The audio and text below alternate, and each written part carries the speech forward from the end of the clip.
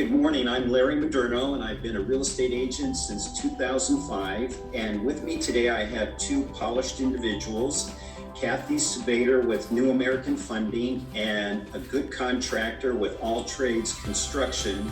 And we're here to educate you and fill you in on what's called ADUs, Additional Dwelling Units. Kathy, take it over. So as a mortgage planner and a proud veteran, one of the propositions that have been approved is that we have SB 5 and 10, in that you can have a single family residence go from 1 unit to 2 units to 3 units to 4 units. And with that being said, Tom being a contractor, where we as individuals can now have a single family residence and add an accessory dwelling unit. In the beginning, those ADUs were used mostly for multi-generational living. Now, because of high prices that we're experiencing nationwide, they are now being used to generate income to offset people's mortgages. So Tom, I know you've have experience in regards to building these ADUs. What are the first steps that a homeowner needs to take? Well, first of all, there are some minimum requirements that are in existence, in that your whole lot size needs to be 5,000 square feet, which is generally a standard size single family lot to begin with. So no matter what your zoning is, if it's SR1 or if it's multi, your lot size has to be 5,000 square feet. And there is building criteria that goes along with the size of the ADU unit based on your lot size and your existing dwelling. Got it. So with Lawrence being a realtor, when you utilize him, these are some of the things that he's going to assist you with, right, in regards to getting to the next step, right? So now that we know that that's the minimum requirement as far as the homes are concerned, then the next step would then be to contact you. Tom, what's your phone number? 619-921-3273.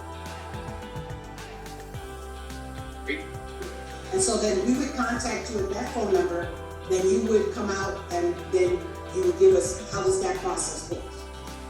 Well, I would first I would look up the actual address on Google, get an aerial perspective to see the layout of the property. I do have on retainer a draftsman that is qualified to do all of the drawings through the permit process, and then I would initially start the building. However, it is a joint effort with the homeowner, the contractor, and the draftsperson to come up with the design and the size limitations that we can build. And then in regards to permits and timing, what are like the turn times that it takes that once you do decide on the design, and then the next step is to then go for the permits? Yeah, there are, the city does have on their file approximately 4 to 6 pre-designed approved plans that are kind of what they call a boilerplate, or we can just use those. They stamp the plan. You don't even have to go through plan check or any of that, which is pretty expeditious, because with the COVID restrictions that we've had, nobody's really ramped up to where they used to be. It could be a few months, several month process just to get a permit, having to go through engineering, historical, and other processes they make you go through before you can get the permit. So having the pre-designed plans, it usually expedites it down to anywhere from a few weeks to a month or so, and you can start to build immediately after that. And then as far as costs are concerned, are they, so like the ADUs, again, as you had mentioned, have certain restrictions as far as the size are concerned. So for the most part, are they like 1 bedroom, 1 bath? Are they like studios? What are you getting more requests of? Well, the general size requirement or restriction stops at 1,200 square feet. So you're allowed to build up to 1,200 square feet. And in some circumstances, you're only allowed to build up to 50% of your existing home or dwelling size. So if your house is under 2,400 square feet, there could be restrictions that reduce the size of the dwelling, but of the ADU. But even at 1,200 square feet or 1,000 square feet. A standard home that was built in the 40s and 50s were anywhere from 960 to maybe 1,060 square feet, and they were a very comfortable 2-bedroom, 1 to 1.5 bath home. So you don't necessarily need 1,200 square feet to have one single family. That's a pretty large home in some cases.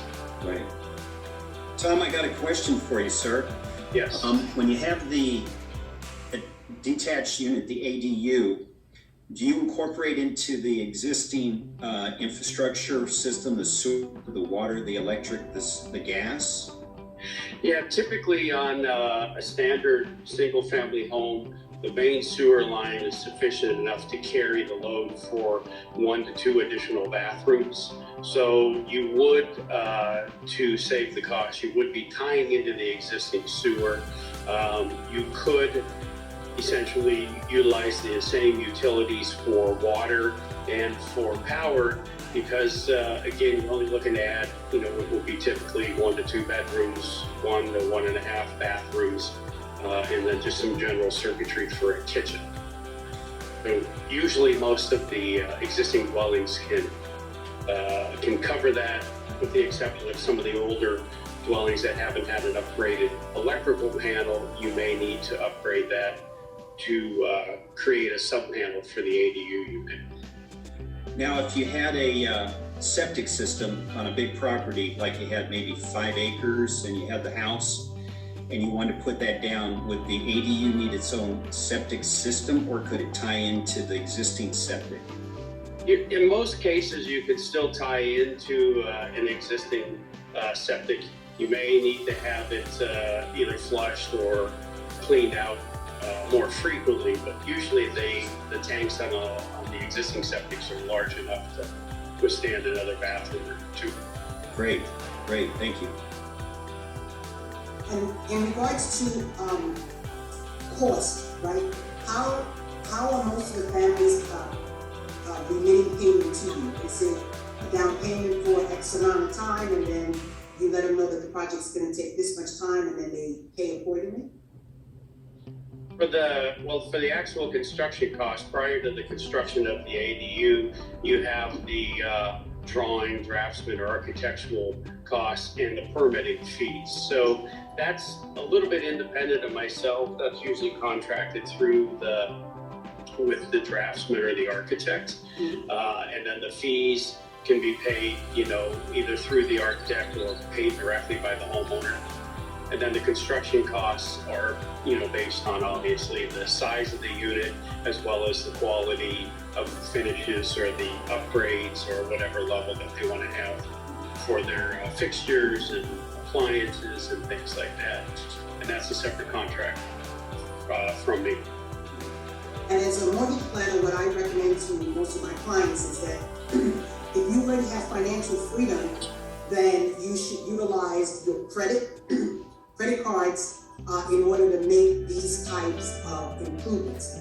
Otherwise, I do get requests from families saying, hey, I either want to take out a second or refi cash out in order to pay for these improvements. So again, each family is going to be different based on what their needs are, because at this point, equity is so high, but also interest rates are moving up.